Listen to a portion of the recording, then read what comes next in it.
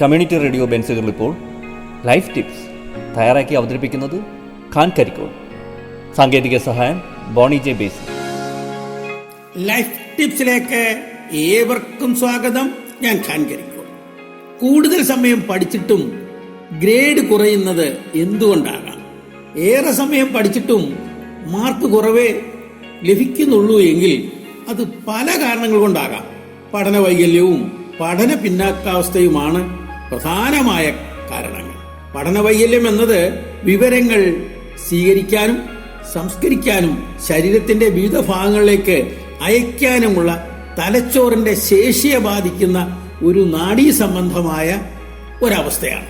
പഠന വൈകല്യമുള്ള കുട്ടിക്ക് വായിക്കാനും എഴുതാനും സംസാരിക്കാനും കേൾക്കാനും കണക്കിലെ സിദ്ധാന്തങ്ങളും മറ്റും മനസ്സിലാക്കാനും ബുദ്ധിമുട്ടുണ്ടായേക്കാം. ആദ്യഘട്ടത്തിലൊന്നും ഇത് തിരിച്ചറിഞ്ഞെന്നും വരില്ല.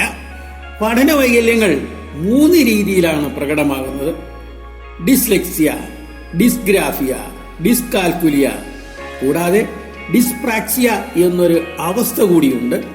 ഇങ്ങനെ ഒരു കൂട്ടം തകരാറുകളാണ് പഠനത്തെ പിന്നോക്കം കൊണ്ടുപോകുന്നത്.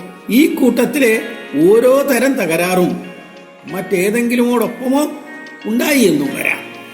പഠന വൈകല്യം ശാരീരികമോ മാനസികവുമായ രോഗാവസ്ഥ, സാമ്പത്തിക സ്ഥിതി, സാംസ്കാരിക പശ്ചാത്തലം ഇതുകൊണ്ടൊന്നും ഉണ്ടാകാനിടയില്ല.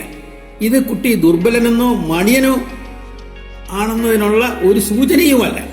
പഠനം പിന്നോക്കത്തിലേക്ക് നയിക്കുന്നതിന്റെ കാരണങ്ങൾ എന്തൊക്കെയെന്ന് മനസ്സിലാക്കിയാലേ പഠന വൈകല്യത്തെക്കുറിച്ച് ശരിയായ ഒരു തിരിച്ചറിവുണ്ടാക്കുവാൻ കഴിയും. ചില കുട്ടികൾ സാവധാനത്തിൽ പഠിക്കുന്നവരാകാം, എന്നാൽ ഇവർ ക്രമേണ സാധാരണ വേഗത്തിൽ പഠിക്കാനുള്ള ശേഷി നേടുകയും ചെയ്യും. ചില കുട്ടികൾ പ്രത്യേകതരം പഠനത്തിൽ താല്പര്യമുള്ളവർ ആയെന്ന് വരില്ല. ഉദാഹരണമായി പുതിയ ഭാഷ പഠിക്കൽ, പ്രത്യേക പാഠ്യവിഷയങ്ങൾ പഠിക്കൽ. ഇത് കുട്ടിയുടെ ഒരു സ്വഭാവമാണ്, താല്പര്യമാണ്, അല്ലാതെ അവയൊന്നും പഠന വൈകല്യത്തിന്റെ സൂചനയുമല്ല. കുട്ടിയിലെ പ്രശ്നങ്ങൾ തിരിച്ചറിഞ്ഞ് വേണ്ട ഇടപെടലുകൾ നടത്തിയാൽ പഠന വൈകല്യവും പഠന പിന്നോക്കാവസ്ഥയും ഒഴിവാക്കുവാനും കഴിയും. ഇത് സംബന്ധിച്ച് ചില വസ്തുതകൾ അറിയണം. അതേക്കുറിച്ച് ചെറിയ സൂചനകൾ തരാം. പഠിച്ചിട്ടും പരീക്ഷകളിൽ മാർക്ക് ലഭിക്കാതെ പോകുന്നത് പഠന വൈകല്യമാണ്. പഠന വൈകല്യം തിരിച്ചറിയപ്പെടാതെ പോവുകയാണെങ്കിൽ നിരാശയും ആത്മാഭിമാനക്കുറവും ഉണ്ടാകാം. അതുമൂലം സ്വന്തം സ്വപ്നങ്ങൾ നിറവേറ്റാനാകാതെ കുട്ടി കുറെ കൂടി പഠനത്തിലും സാമൂഹിക ഇടപെടലുകളിലും പിന്നോക്കം പോകാനിവിടയായേക്കാം. പൊതുവിൽ സ്കൂൾ പ്രായത്തിലെ കുട്ടികൾക്ക് 50% പേരിലും പഠന വൈകല്യമുള്ളവരാണെന്ന് തിരിച്ചറിഞ്ഞിട്ടുണ്ട്.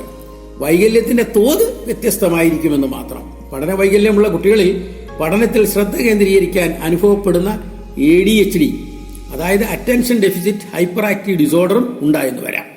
പഠനത്തിന്റെ സൂചനകളിൽ ഓരോ ഘട്ടത്തിലും വ്യത്യാസങ്ങൾ ഉണ്ടായേക്കാം. പഠന വൈകല്യം ഡിസ്ലെക്സിയ, ഡിസ്ഗ്രാഫിയ, ഡിസ്കാൽക്കുലിയ എന്നീ രീതികളിലാണ് കുട്ടികളെ ബാധിക്കുന്നത്. 5ാം ക്ലാസ് എത്തുമ്പോഴേക്കും ഇത് പ്രകടമായി തുടങ്ങും.